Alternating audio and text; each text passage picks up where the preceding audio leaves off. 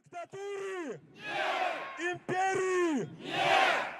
Беларуси? Да! Беларуси? Да! Беларуси? Да! Живе Беларусь! Живе Беларусь! Ви сапраўдныя люди, ви маєте гонор, ви маєте годність. Ми не дозволимо топтатися по собі. Ми не дозволимо гэтых здекаў.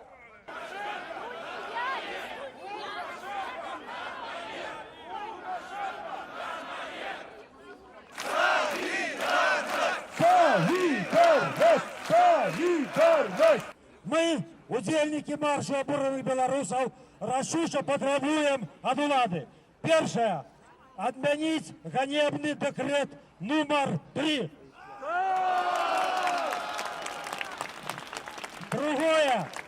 Спынить снижение реальных доходов населения, обкрадание пенсионеров, повышение пенсийного возраста, рост платы за коммунальные послуги.